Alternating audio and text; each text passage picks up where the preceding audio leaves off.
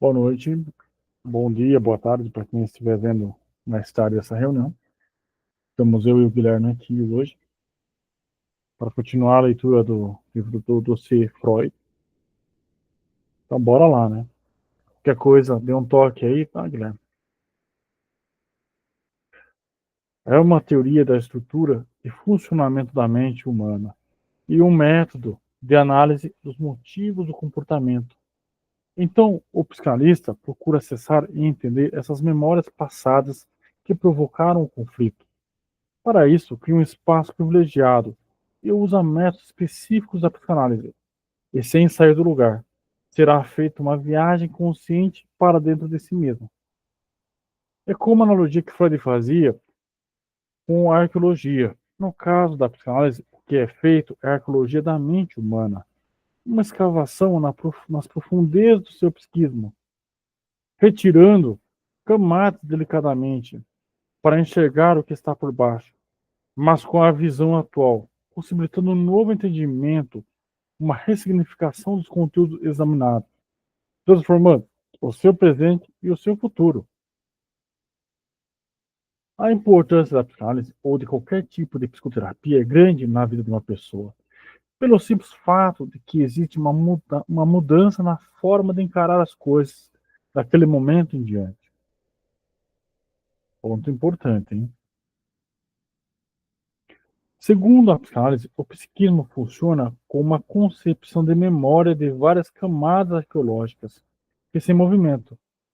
Um acontecimento hoje, uma sensação, um afeto, se ligando a outro muito antigo, e o sentido e a significação acontecendo nessa ligação que atravessa e movimenta as camadas.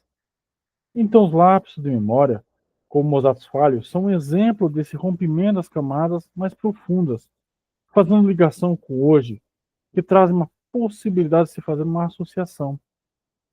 Além disso, é sabido que o inconsciente não contém elementos estáticos, esperando serem descobertos. O inconsciente trabalha o tempo todo fazendo articulações entre pensamentos, imagens, atos e sentimentos, podendo ou não se associar entre eles e assim se utilizar, gerando um novo contexto. Pode-se modificar diante de um sonho interpretado de memórias de certos pensamentos, como os desejos infantis, que surgem inesperadamente de impulsos irracionais. Esse movimento é constante durante toda a vida. Psiquismo e os processos psíquicos. Falarei agora sobre alguns conceitos da psicanálise, por isso vou começar com o psiquismo e os processos psíquicos. O psiquismo é formado por uma grande quantidade de coisas. Entre elas estão todas as nossas sensações experimentadas pelo nosso sentido, como as cores, os odores, os sons e o tato. Também estão nossas ideias relacionadas entre si, formam um juízo, e da mesma forma, quando ligamos uma série de juízos, fazemos um raciocínio.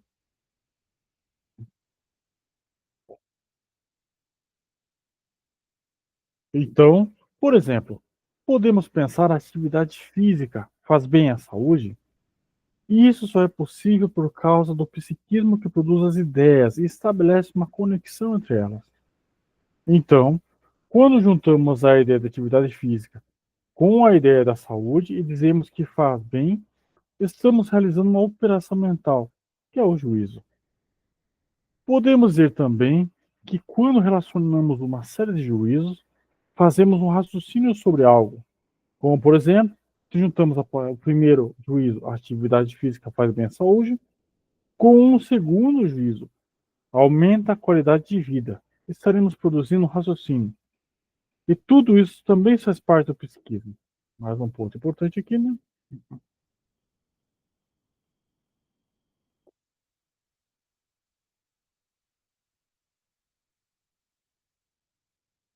Também faz parte do nosso psiquismo todas as emoções e todos os sentimentos de tristeza ou de alegria, medo ou coragem, ansiedade ou tranquilidade, e assim por diante.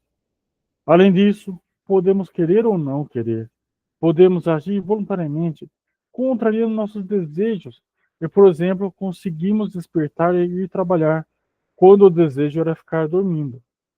Então, além de tudo que já falamos, também faz parte do psiquismo a vontade e o desejo. Mais dois pontos importantes, né?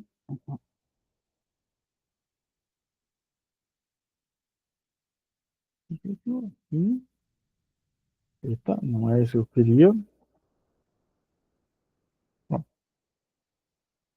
E, às vezes eles podem estar de acordo, outras vezes podem estar em desacordo. E assim entra um conflito um com o outro. Já sabemos que o psiquismo estabelece relações entre as ideias. E agora estamos cientes que ele também estabelece um outro tipo de relação quando uma parte entre luta com a outra. Gera um conflito. Faz parte do psiquismo também a memória.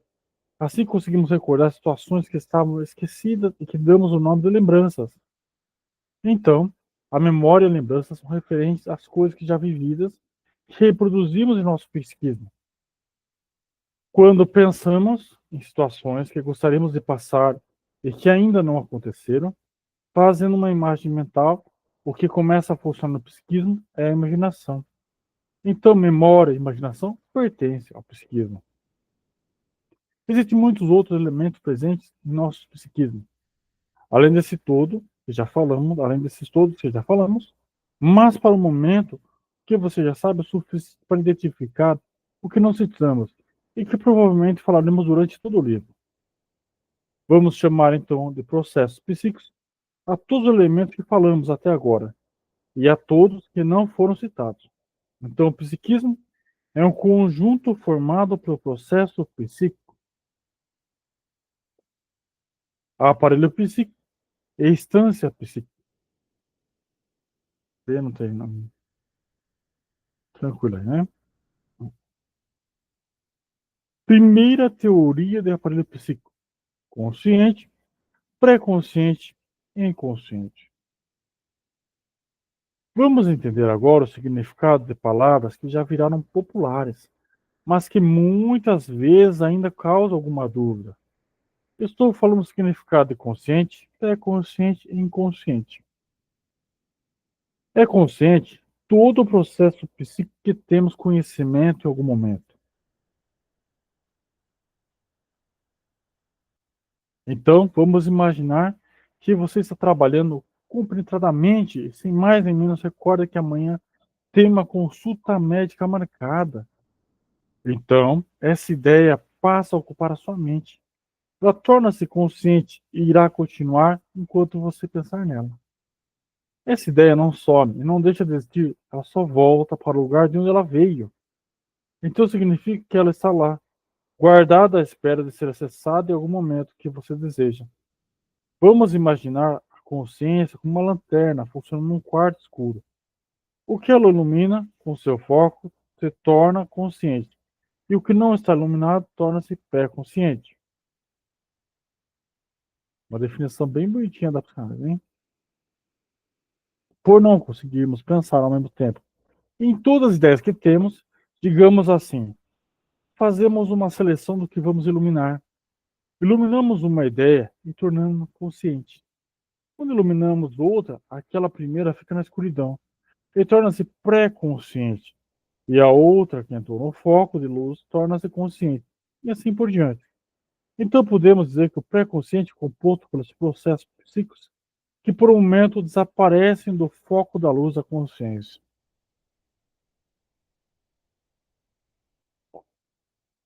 O mais importante é que esses processos que se tornam pré-conscientes podem voltar a ser conscientes sempre que você quiser. Basta pensar que tem a consulta marcada e pronto.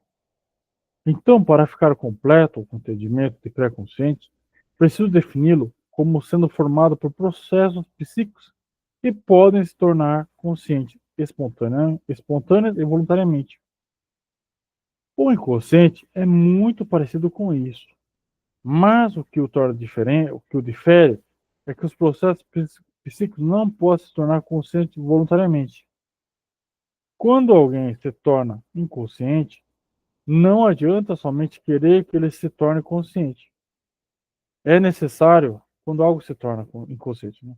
É necessário usar técnicas especiais para mais fortes do que a vontade para poder iluminá-las e trazê-las à consciência.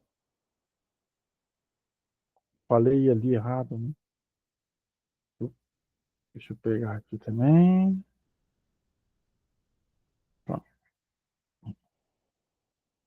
Freud desenvolveu uma primeira teoria em que o aparelho psíquico é dividido por regiões que são o consciente, o pré-consciente e o inconsciente.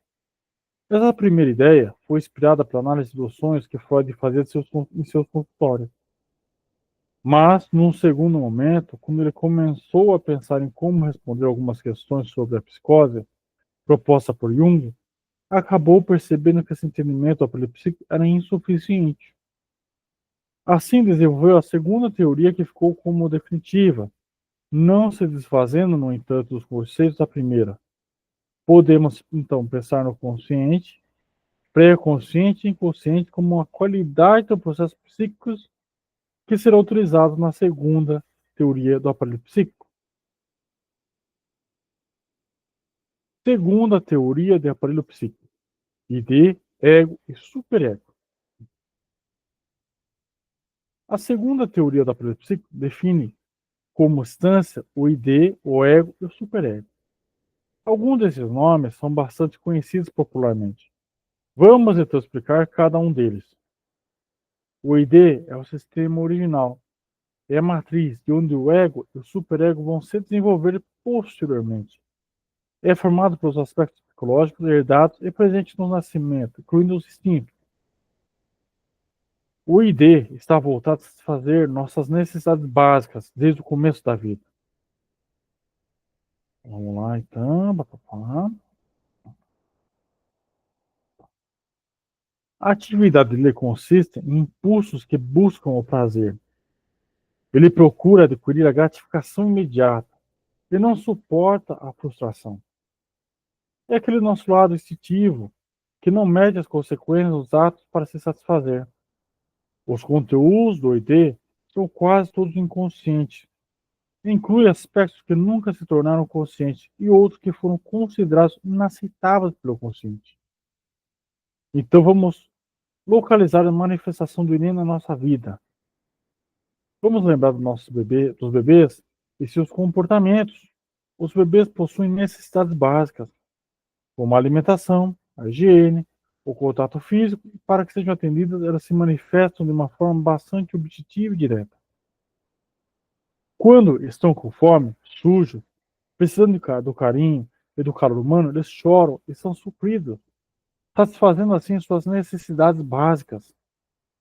Entretanto, à medida que a criança vai crescendo, aprendendo que precisa se adaptar às exigências e condições impostas pelo meio em que vive, pois nem tudo que deseja consegue, o ID não deixa de existir. Ele nos acompanha e permanece na nossa vida adulta. Mas para que ocorra essa adaptação, uma nova parte do aparelho psíquico se desenvolve a partir do ID, que é o ego, que terá como princípio a função de agir do intermediário entre o ID e o mundo externo. Vou pegar aqui.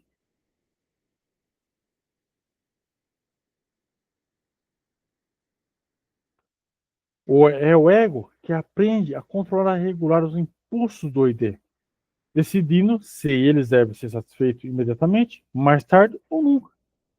Na medida que a criança vai tomando consciência da sua própria personalidade, ela percebe que não adianta mais abrir o berreiro e esperar que suas necessidades sejam satisfeitas. Isso já não funciona mais.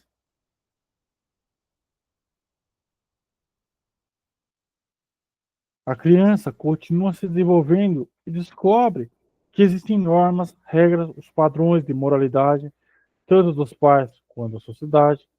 Então a criança começa a ouvir as proibições, que é feio, que é vergonhoso, e assim acaba incorporando essas crenças à estrutura psíquica, desenvolvendo a partir do ego o superego.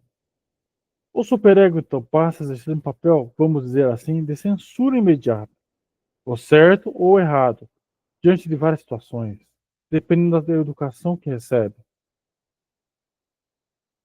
A censura é feita Peraí, um momentinho.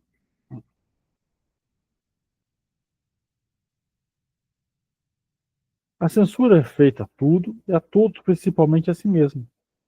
O superego, portanto, é o oposto do ID. Enquanto o ID vive satisfazendo as necessidades imediatas, o superego funciona reprimindo.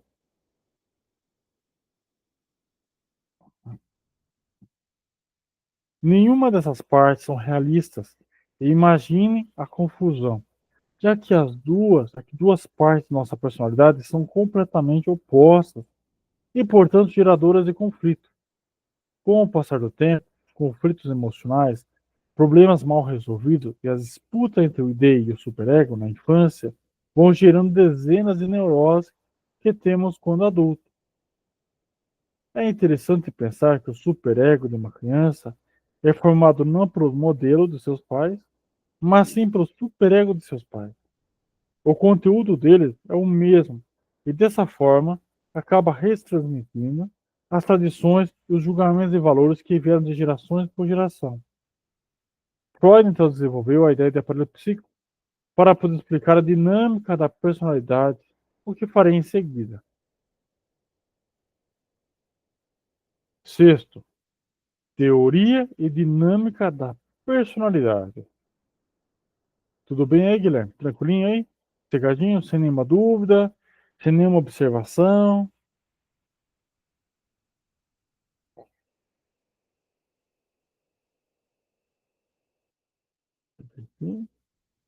Beleza.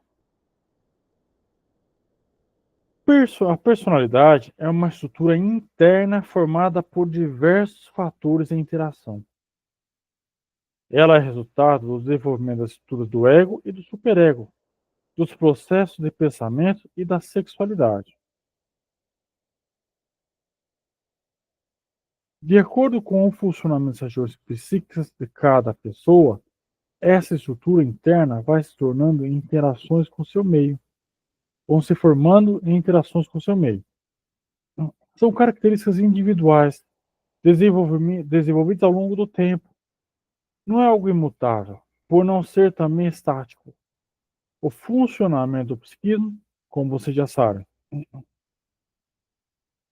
Freud considerava o ser humano como um sistema complexo de energia, que se originava através da alimentação e era gasto no processo de circulação do pensamento, da respiração, da memória, do exercício muscular e da percepção.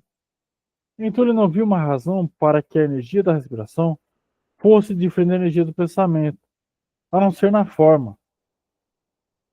Ele imaginava que se a energia produz uma ação, e se essa ação é uma atividade psicológica, como pensar, por exemplo, então ele poderia falar com energia psíquica para todos os processos que envolvessem uma energia motivadora para a ação psicológica. De acordo com os físicos da época, era sabido que existia uma conservação de energia que nunca era perdida, mas transformada. Então ele concluiu, da mesma forma, a energia psíquica também pode ser transformada em energia fisiológica e vice-versa. E que o ponto de contato entre a energia do corpo e a energia da personalidade era o ID com seus instintos. A definição de instinto é a representação psicológica inata de uma fonte somática. Traduzindo a combinação entre a representação psicológica, que é o desejo, com a excitação corpórea, que é a necessidade, gera o que conhecemos como instinto. Eles não só impulsionam o comportamento, como também determinam a direção que o mesmo deverá tomar.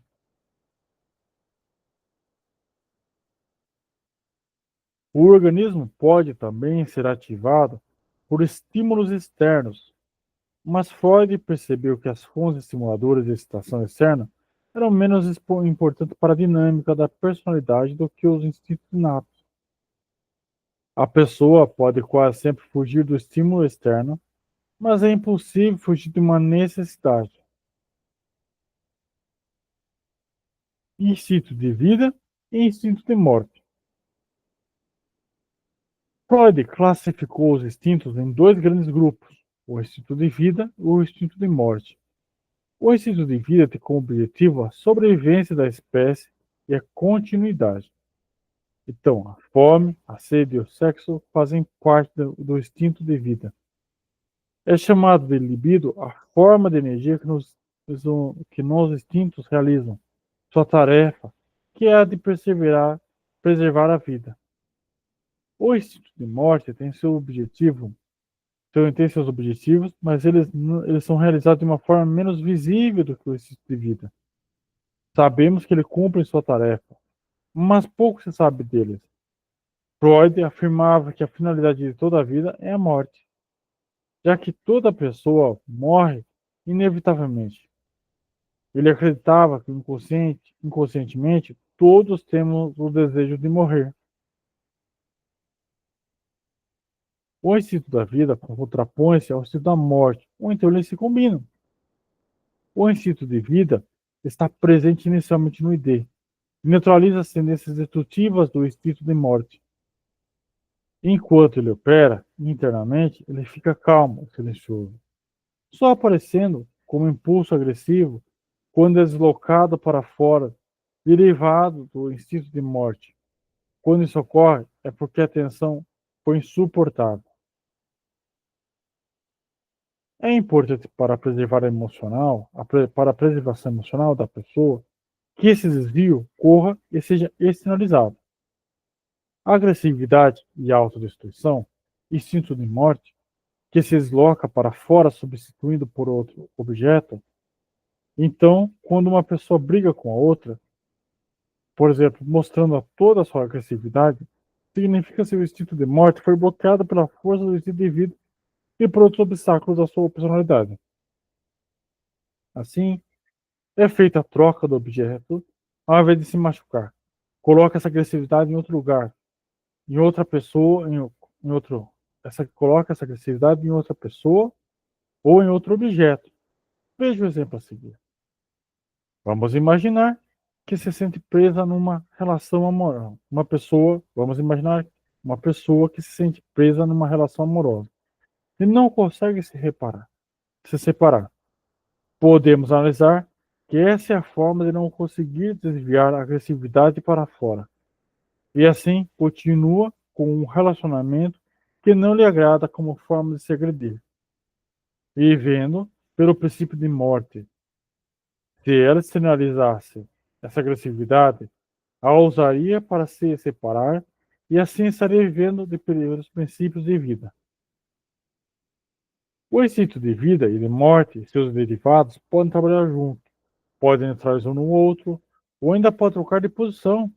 Por exemplo, a alimentação é a representação da soma entre a fome e a agressividade, representando pelo ato de morder, mastigar, triturar. Outro exemplo, o amor derivado do instinto sexual. Pode neutralizar o ódio derivado do instinto da morte, ou então o amor pode substituir o próprio ódio e vice-versa. Os instintos contêm toda a energia para que os três sistemas de personalidade realizem o seu trabalho. Princípio do prazer e princípio da realidade. A dinâmica da personalidade é a maneira que a energia psíquica é distribuída. É usada pelo ID, pelo ego e pelo superego. Como a quantidade de energia é limitada, existe uma disputa entre os três sistemas pela posse. Então, quando um sistema domina a energia disponível e torna-se mais forte, os outros necessariamente se tornam mais fracos, a não ser que as outras quantidades de energia sejam novamente acrescentadas. Ocorre então uma transferência de poder entre eles, dependendo de quem tem posse de mais energia. Inicialmente é sempre o ID que absorve toda a energia. Ele é o reservatório da energia psíquica e a sede dos instintos. Então podemos imaginar o ID como um motor que dá força psicológica para movimentar as várias expressões da personalidade. O ID não suporta aumento de energia, sentidos como estados confortáveis de tensão. Então, quando o nível de tensão se eleva, resultante de uma estimulação externa, uma excitação interna, o ID funciona a descarregar essa tensão imediatamente, fazendo retornar ao nível de energia confortável. Esse funcionamento que opera a diminuição da tensão é chamado de princípio do prazer. Vamos imaginar um guarda. Quando se vê diante de um suborno, o que pode ocorrer é um conflito entre o desejo de aceitar e o conceito moral e ético. Esse conflito entre o querer e não poder criar um nível de tensão alto, que for baseado somente pelo funcionamento do ID, o princípio do prazer, para com que o guarda aceite o suborno. Quando o nível de tensão do ID se eleva, para que seja descarregada essa tensão, o funcionamento pode ser útil, acessando o ego, que obedece ao princípio da realidade, que tem como objetivo fazer um obstáculo, impedindo a descarga de tensão até que seja encontrado o objeto apropriado para a satisfação daquela necessidade.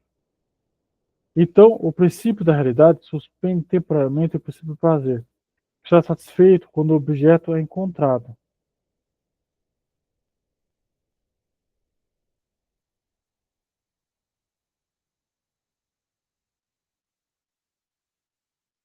O ego formula um plano para a satisfação da necessidade. Ele testa geralmente através de algum tipo de ação.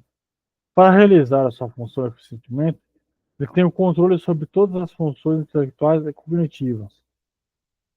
Vamos imaginar agora uma pessoa faminta. Diante de uma enorme pizza, o conflito começa entre o desejo de comer e o conceito de beleza aprendido na sociedade atual. O conflito gera uma tensão alta entre o querer e o não poder. Então a pessoa faminta imagina que poderá substituir a pizza para saciar a fome sem engordar. E faz um pedido ao garçom solicitando uma salada. O superego é a expressão moral da personalidade que representa mais o ideal do que o real. A luta mais pela perfeição do que pelo prazer. O superego é o juiz moral que foi internalizado através do sistema de recompensas e punição colocada pelos pais.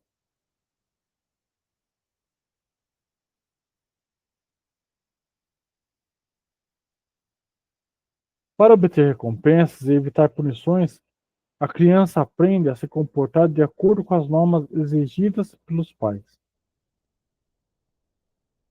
Quando uma criança não cumpre as normas, a tendência é de que a punição seja introjetada pela consciência e que o primeiro subsistema de superegos, já ações merecedoras de aprovação, tem a tendência de ser incorporada pelo ideal do ego, que é o segundo subsistema do superego.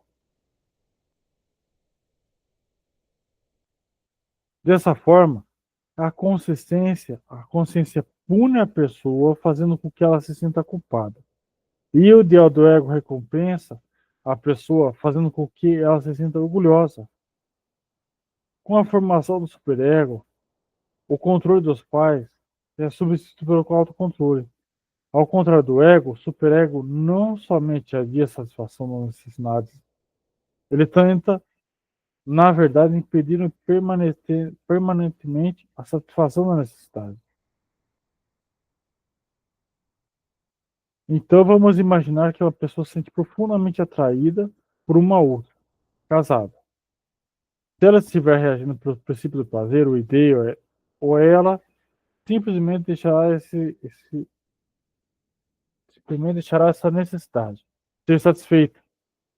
Se ela estiver regida pelo ego, ela pensará que deve ter prudência, que existem outras pessoas interessantes sem estarem comprometidas, e procurará sua satisfação em outro momento.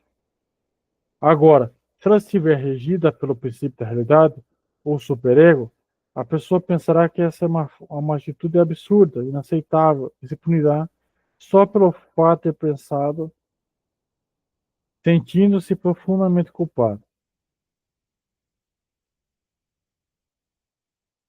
O aspecto mais importante da dinâmica da personalidade é o deslocamento de energia de um objeto para o outro. Esse deslocamento é responsável pela versatilidade do comportamento.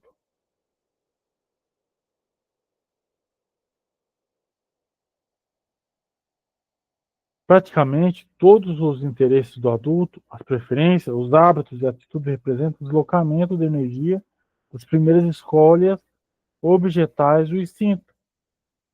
Por exemplo, a primeira escolha do objeto de satisfação é o peito da mãe, mas não podemos fazer isso necessitando de satisfazer esse desejo, a criança chupa o dedo.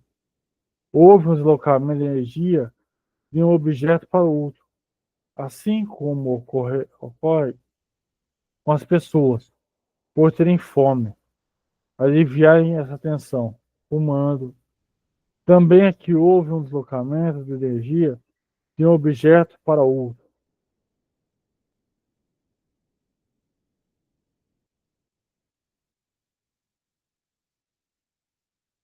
É importante perceber que esses sistemas da personalidade, o ID, o ego e o superego, trabalham junto com uma equipe que tem o ego como líder administrativo. A personalidade normalmente funciona como uma unidade não dividida em três partes. Podemos até pensar nele de uma forma geral, como sobre o ID, o componente biológico da personalidade, o ego como comportamento psicológico e o superego, o comportamento social.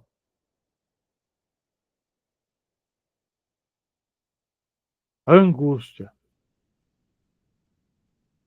A dinâmica da personalidade é, na maior parte, governada pela busca de realização das necessidades através das relações com os objetos do meio externo. Quer dizer, o alimento satisfaz a necessidade do faminto. O meio externo, além de ser uma fonte de suprimentos, também é uma fonte de ameaça e de satisfação. Ele tem poder para produzir sofrimento e aumentar a tensão, como tem poder de produzir bem-estar e diminuir a tensão. Para enfrentar as ameaças externas de sofrimento, a pessoa apresenta reações do medo, fica medrosa, sobrecarregada, com excesso de tensão. E algo. Eita. O ego sente-se angustiado. Moral. Existem três tipos de angústia: objetiva, ou frente ao um perigo real, a neurótica e a moral. Os sentimentos de culpa, sendo que essas duas últimas derivam da primeira. Angústia objetiva ou frente a um perigo real.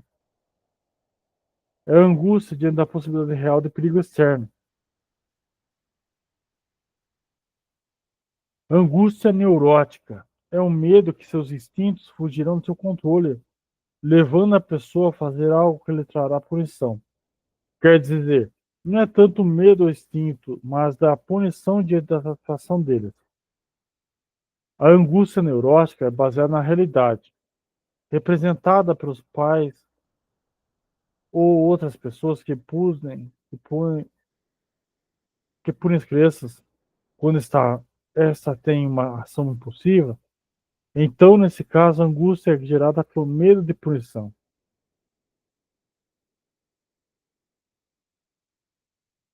Angústia moral ou sentimento de culpa. Já a angústia moral ou sentimento de culpa é o medo da consciência. Toda pessoa que tem superego muito forte tem a tendência a sentimentos de culpa quando faz ou pensa em fazer algo contrário aos códigos morais que foram aprendidos. O sentimento de culpa também é baseado na realidade. No passado, a pessoa foi punida por ter descumprido uma regra moral e agora deve ser punida novamente. Nesse caso, a angústia está ligada ao medo e consciência de que será punida. A função da angústia é advertir a pessoa do perigo iminente. É o sinal dado ao ego para que ele haja de acordo com as medidas apropriadas, conforme ele aprendeu.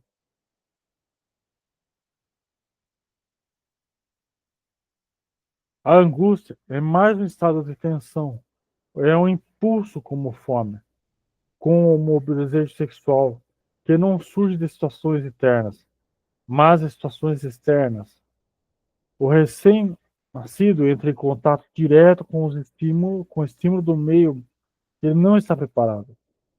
Ele precisa de um meio ambiente protetor até que seu ego seja desenvolvido e possa dar conta de resolver os estímulos do meio.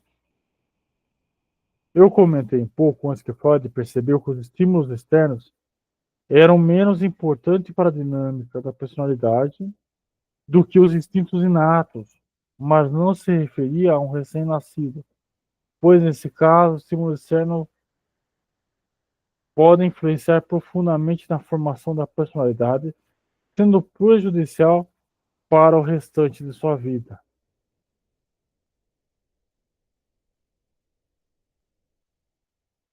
O desenvolvimento da personalidade. Freud salientava a importância decisiva do desenvolvimento da personalidade nos primeiros anos de vida para a estruturação do caráter de uma pessoa.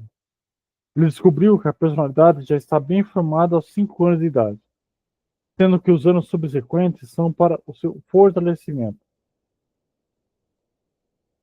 Através desse processo de investigação mental, Leire verificou que levava as pessoas a vivenciar os primeiros anos.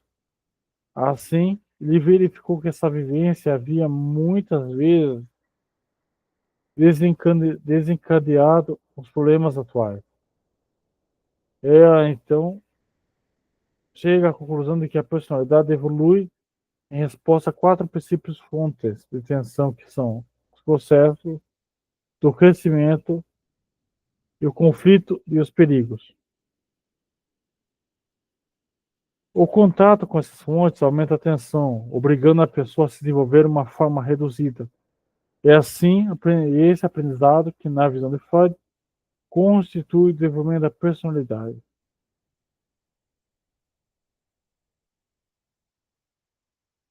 Vencendo e desenvolvendo identificação e deslocamento. Existem 2 métodos que ajudam a pessoa a vencer as frustrações, os conflitos e a angústia. Um deles é chamado de identificação e o outro deslocamento.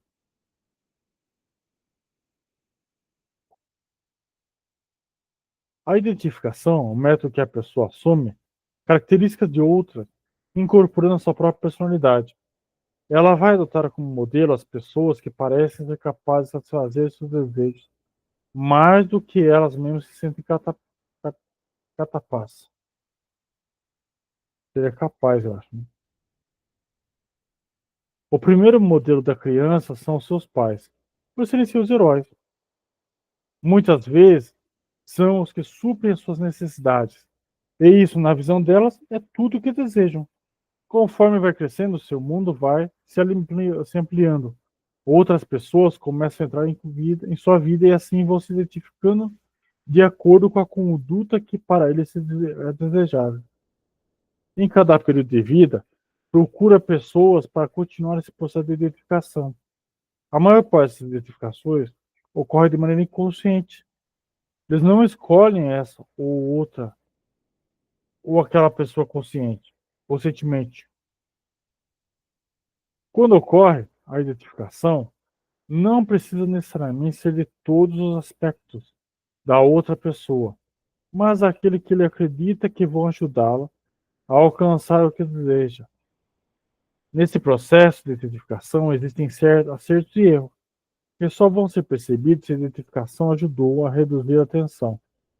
Se não conseguiu, essa identificação é substituída por outra. Não necessariamente a identificação acontece entre pessoas. Pode acontecer, pode acontecer se identificarem com animais, com instituições, com objetos ou com coisas imaginárias. A identificação também pode ser um método para a recuperação de objetos perdidos.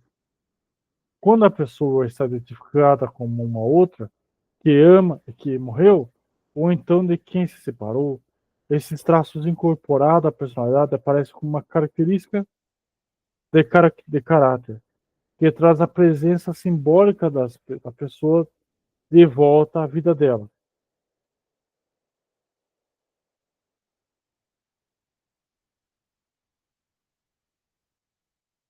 Deixa eu só um minutinho.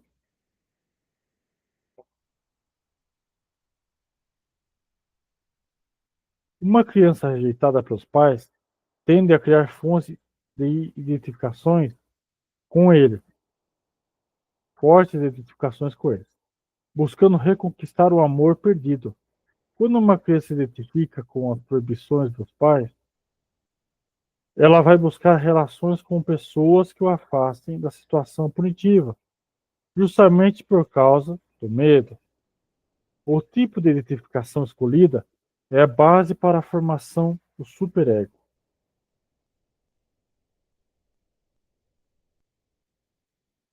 Embora se tenha inúmeras identificações, é o acúmulo de várias delas em diferentes períodos da vida. As com o pai e a mãe são as mais importantes para o estudo do final da personalidade. Quanto ao deslocamento, posso dizer que quando o objeto do desejo inicial é bloqueado pelo externo ou interno, ocorre o deslocamento para outro objeto. Se ocorre novo bloqueio, o deslocamento acontecerá novamente para um novo objeto, e assim sucessivamente até encontrar o objeto que reduz a tensão.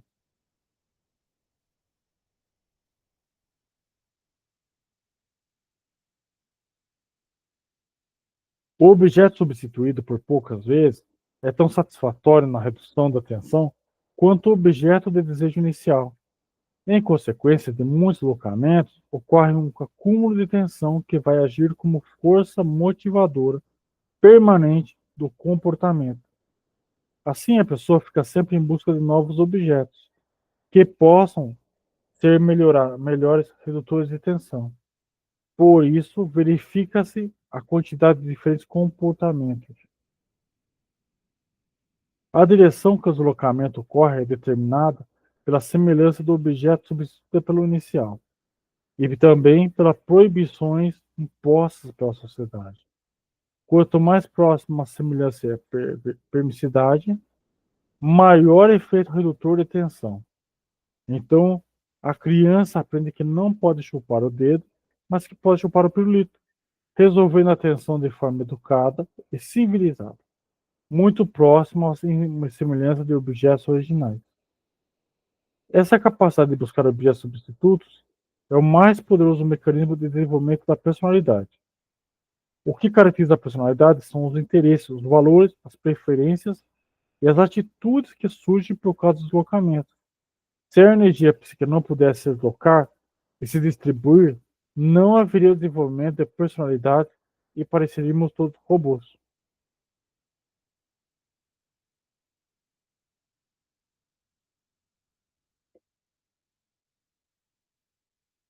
Personalidade, temperamento e caráter. Em muitos momentos, quando Freud fala da personalidade, ele se refere à divisão da personalidade em id, ego e superego. Quando ele fala de desenvolvimento da personalidade vinculada a desenvolvimento psicossociais, é porque, em muitas vezes, eles realmente são sinônimos um do outro e acabam por se confundir. Da mesma forma, falar dos traços de caráter de uma pessoa em função do desenvolvimento de sua personalidade acaba trazendo algumas reflexões e confusões. Por esse motivo, acho interessante definir o significado para uma melhor compreensão. A personalidade é formada durante as etapas de desenvolvimento psicossexuais, pelas quais a criança passa desde a gestação. Para sua formação, inclui tanto os elementos geneticamente herdados, como também os adquiridos do meio no qual a criança está inserida. Os impulsos da personalidade determinam na pessoa o seu temperamento, que pode ser agressivo ou não, ser emotivo ou não, ser irrequieto ou indolente. Esses são os traços temperamentais. Então a pessoa nasce com um determinado temperamento, mas os fatores ambientais podem modificá-lo até certo ponto.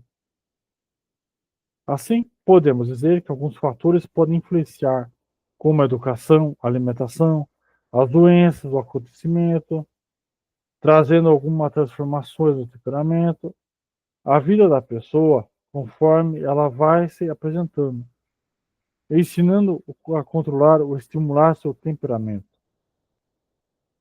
Então, o temperamento é a parte da personalidade que A personalidade é o todo. E o temperamento é uma parte desse todo. O temperamento é o aspecto inato, é a essência da personalidade. É geneticamente herdada para ter traços positivos e negativos que vão sendo moldados de acordo com o desenvolvimento da personalidade e sua dinâmica. O caráter é o oposto, é adquirido, é estruturado através das marcas, deixando na pessoa ao longo do seu processo de desenvolvimento e que determina no interior da personalidade uma postura de acordo com as diferentes situações de vida. Os princípios e padrões de valores da personalidade são o caráter.